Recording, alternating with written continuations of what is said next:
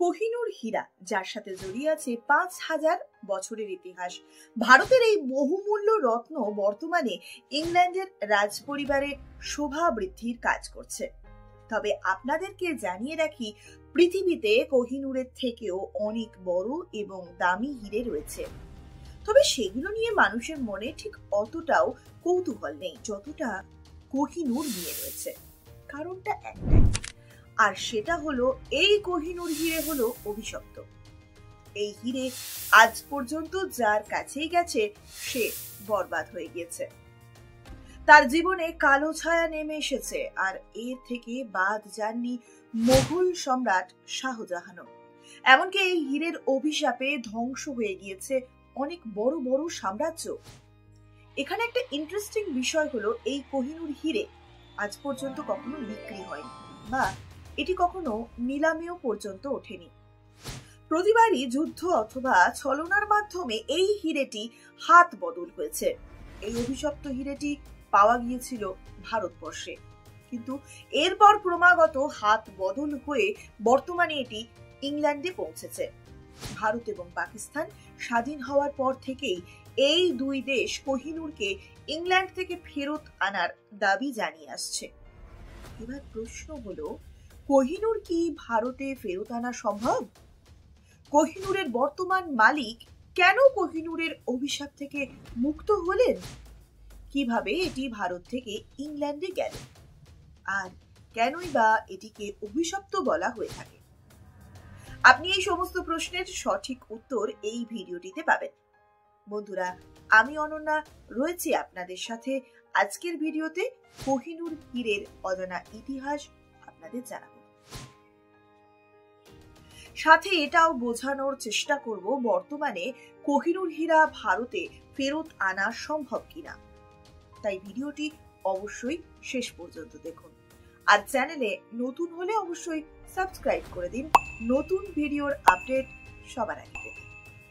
এই হীরে জানার আগে এর বিষয়ে অনেক তথ্য আগেই আমরা জানি। এই হীরেটি ৫,০০০ বছর আগের, আর এটি অনেকবার হাত বদল হয়েছে। আর যতবার মালিক পরিবর্তন হয়েছে ততবারই হীরেটির আকার পরিবর্তন হয়েছে, আর এটা করেছে তার মালিক নিজে। এই হীরেটি যখন খনি থেকে তোলা হয়েছিল তখন এর ওজন ছিল প্রায় ৭০০ থেকে ৮০০ ক্যারেট অথবা ১৬০ গ্রামের মতন বলা যায়। আর বর্তমানে এর ওজন দাঁড়িয়েছে ১০৫ ক্যারেট অথবা ২১ গ্রাম। এটির বর্তমান মালিক হলেন ইংল্যান্ডের রানী এলিজাবেথ। আর এলিজাবেথের টোটাল সম্পদের পরিমাণ প্রায় ৫০০ মিলিয়নের মতন। আর এই সম্পদের মধ্যেই কোহিনূর হীরে একটি বিশেষ গুরুত্বপূর্ণ। আর এই একটি নির্মম সত্য এখানে বলে রাখি যে ইংল্যান্ডের রানীর কাছে যত সম্পদ রয়েছে তার সবগুলোই অন্য কোনো দেশ থেকে আনা। কোহিনূরের আকারের যেমন পরিবর্তন হয়েছে, ঠিক তেমনি নামেরও পরিবর্তন হয়েছে। এই হীরেটি বর্তমান যে নাম তা হলো কোহিনূর, যা ইরানের সুলতান নাদির শাহ দিয়েছিলেন। কোহিনূর এই শব্দের অর্থ মায়াবী, অপূর্ব, আলোকের ঝলকানি। বলা হয় যে এই হীরা যার কাছে থাকে সে হয়ে যায় সারা পৃথিবীর রাজা। চলুন এবারে আসি এই রহস্যজনক হীরাটি আসল কোথা থেকে এসেছে সেই প্রসঙ্গে। কোহিনূর হীরাটি ত্রয়োদশ শতকে ভারতের অন্ধ্রপ্রদেশের কোল্লুর খনিতে পাওয়া যায়, কিন্তু প্রকৃতপক্ষে ঠিক কবে, কোথায় এটার উত্তোলন করা হয়েছে সেই ব্যাপারে নিশ্চিত হওয়া সম্ভব এখনো হয়নি, এবং এই অনিশ্চয়তাই একে আরো বেশি করে রহস্যময় করে তুলেছে। অনেকেই আবার বিশ্বাস করেন কোহিনূর কৃষ্ণকে নিয়ে রচিত ভগবত পুরাণের সেই সীমন্তকমণি, এবং মজার ব্যাপার হলো থিও মেটক্যাফের প্রতিবেদনেও এই বিষয়ে উল্লেখ করা হয়েছে। সেখানে তিনি লিখেছিলেন কৃষ্ণের জীবদ্দশাতেই উত্তোলিত হয়েছিল এই কোহিনূর হীরা, কিন্তু ডাল রিম্পল এবং আনন্দের বইতে জোর দিয়ে দাবি করা হয়েছে কোহিনূর কোনো খনি থেকে উত্তোলন করা হয়নি। এটা সম্ভবত দক্ষিণ ভারতের কোনো শুষ্ক নদী পৃষ্ঠ থেকে তোলা হয়েছিল। এরপর প্রায় 4000 বছর পর এই হীরার উল্লেখ কোথাও পাওয়া যায় না। 1308 সালে এটি আবার ইতিহাসে জায়গা করে নিয়েছে। সেই সময় মালুয়ার রাজা মেহলাদ দেবের সম্পত্তি ছিল এটি। এরপর আবার 200 বছর ইতিহাসের পাতা থেকে মুছে যায় এই হীরার কাহিনী। তবে এর উল্লেখ আবারও পাওয়া যায় বাবর নামাতে। সেখানে বলা হয়েছে 1526 সালে পানিপথের যুদ্ধের সময় গোয়ালিয়রের রাজা বিক্রমজিৎ সিং তার সমস্ত সম্পত্তি সুরক্ষার জন্য আগ্রার কেল্লায় রেখেছিলেন, যার মধ্যে কোহিনূর হীরা একটি অন্যতম বিষয়। যখন পানিপথের যুদ্ধে আগ্রা দখল করে বাবর, তখন সমস্ত সম্পত্তি সাথে এই মূল্যবান হীরেটিও তিনি নিয়ে নেন। এরপর সেই হীরাকে নাম দেন বাবর হীরা। এরপর দীর্ঘ 300 বছর মোগলদের দখলেই ছিল এই হীরাটি। এরপর 1738 সালে ইরানি শাসক নাদির শাহ মোগল সাম্রাজ্যের উপর আক্রমণ করে। এর ঠিক 1 বছর পর 1739 সালে মোগল সম্রাট মোহাম্মদ শাহকে হারিয়ে তাকে বন্দী করেন এবং মোগল রাজ সম্পত্তি লুট করে, যার মধ্যে বাবর হীরা ছিল অন্যতম বিষয়। বলা হয় মোহাম্মদ শাহর সঙ্গে মুকুট অদলা বদলি করার সময় হীরাটি ছলনা করে নিয়ে নেয়। এরপর থেকে এই হীরার নাম রাখা হয় কোহিনূর হীরা। এরপর সেখান থেকে হাত বদল হতে হতে চলে যায় নাদির শাহের নাতি শাহরুখ মির্জার হাতে। আবার সেখান থেকে হাত ফের হয়ে চলে যায় নাদির শাহের সেনাপতি আহমেদ আবদালির কাছে। আহমেদ আবদালি পরবর্তীকালে আফগানিস্তানে নিজের সাম্রাজ্য বিস্তার করেন। এরপর এই কোহিনূর হীরা তার কাছেই থেকে গিয়েছিল। কিন্তু এরপর যখন আবদালির ছেলে সহসুজা লাহোরে আসেন, তখন সাথে করে কোহিনূর হীরাকেও নিয়ে এসেছিলেন। আর এই খবর জানতে পেরে যায় শিখ সম্রাট রঞ্জিত সিং। এরপর 1839 সালে সম্রাট শাহ সুজাকে হারিয়ে রঞ্জিত সিংহ কোহিনূর নিয়ে নেন এবং তার নিজের মুকুটে স্থান দিয়েছিলেন মহারাজা এই কোহিনূর হীরাকে।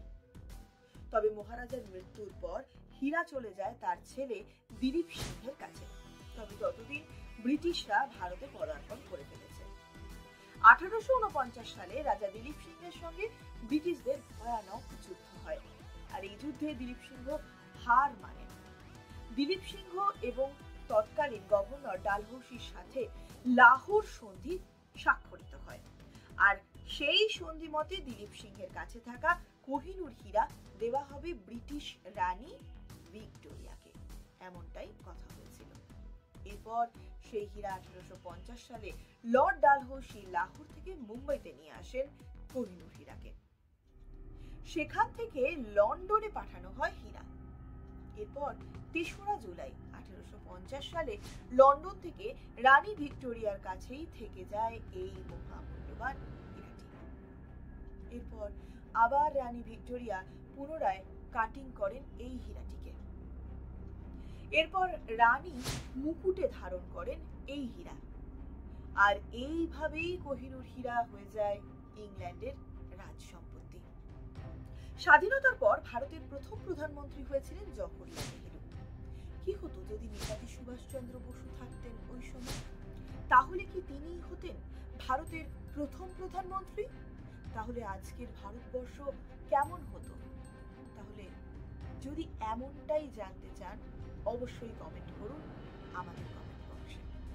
এরপর আসি কোহিনূর হীরা অভিশপ্ত কেন সেই প্রশ্নের উত্তরে। ধরুন যদি এমনটা মেনে নেওয়া হয় কোহিনূর হীরা যা সমন্তিকা হীরা নামে পরিচিত, যেটা নাকি ভগবান শ্রীকৃষ্ণের কাছে ছিল, তাহলে আপনাদের বলে রাখি মহাভারতে বলা হয়েছে ভগবান শ্রীকৃষ্ণের বংশ অর্থাৎ যদু বংশ ধ্বংস হয়ে গেল। এমনকি ভগবান শ্রীকৃষ্ণ একটি তীরের আঘাতেই প্রাণ হারিয়েছিলেন। যদিও এই দুটি কারণের পিছনে অনেক পৌরাণিক কাহিনী জড়িয়ে রয়েছে। এরপর ফিরে আসি 1304 সালের ইতিহাসে। একজন অজ্ঞাত পরিচয় ব্যক্তি এই কোহিনূর হীরার বিষয়ে বলেছিলেন, এই হীরা যেই ব্যক্তির কাছে থাকবে সে হবে পৃথিবীর রাজা। তবে তার জীবনে নেমে আসবে নানান রকমের অভিশাপ। কিন্তু তখন সেই কথা কেউ বিশ্বাস করেনি। তবে সেই হীরা যখন কাকাটিয় বংশে ছিল, সেই বংশ ধীরে ধীরে শেষ হতে শুরু করলো। এরপর সেই হীরা মোগল সম্রাট হুমায়ুনের হাতে আসে, আর তারপর থেকেই হুমায়ুনের খারাপ দিন শুরু হয়ে যায়। কিছুদিন পরেই শের শাহ দিল্লিকে আক্রমণ করে, দিল্লি জয় করে ফেলেন, আর এরপরেই হুমায়ুন সিঁড়ি থেকে পড়ে মারা যান। যখন শের শাহর কাছে ছিল কোহিনূর হীরা, তখন একটি যুদ্ধে নির্মমভাবে মারা যান তিনি। আর এই হীরা মোগল বংশ অভিশাপ ডেকে এনেছিল। ভাই ভাই যুদ্ধ, সিংহাসনের জন্য যুদ্ধ, কত প্রাণ গিয়েছিল এই অভিশপ্ত হীরার জন্য শুধু। এরপর সম্রাট শাহজাহান তার ময়ূর সিংহাসনে এই মূল্যবান হীরাটিকে রেখেছিলেন, আর ঠিক তারপরেই তার ছেলের হাতে তিনি বন্দী হয়ে যান এবং তিনি মারাও যান। এই হীরা যখন নাদির শাহ লুট করে, তার ঠিক কিছুদিন পরেই তার অনুগামীরাই তাকে হত্যা করে চুরি করেছিল এই মহামূল্যবান হীরাটিকে। এরপর আফগানিস্তান থেকে রঞ্জিত সিংহ, তারপর দিলীপ সিংহ সবার কাছে গিয়েছিল, কিন্তু কেউ রাখতে পারেননি, কেউ বেশি দিন বেঁচেও থাকতে পারেননি।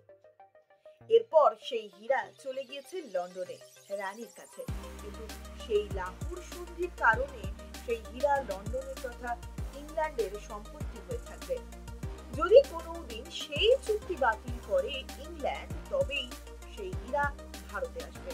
এখানেও একটা কোয়েশ্চেন আসবে যে সেই হীরার মালিক কি শুধু ভারত, নাকি ইরান, আফগানিস্তান, পাকিস্তান সবাই? তাই হয়তো কোনোদিন এটা আর কারণ হবে না। এই মূল্যবান হীরা হয়তোবা থেকে যাবে ইংল্যান্ডে। কেমন লাগলো আজকের ভিডিও অবশ্যই জানাবেন, লাইক কমেন্ট করে আর সাবস্ক্রাইব করে আমাদের নতুন নতুন ভিডিও পাওয়ার জন্য সঙ্গে থাকতে অনুরোধ করব। সকলকে অনেক ধন্যবাদ, সঙ্গে থাকুন।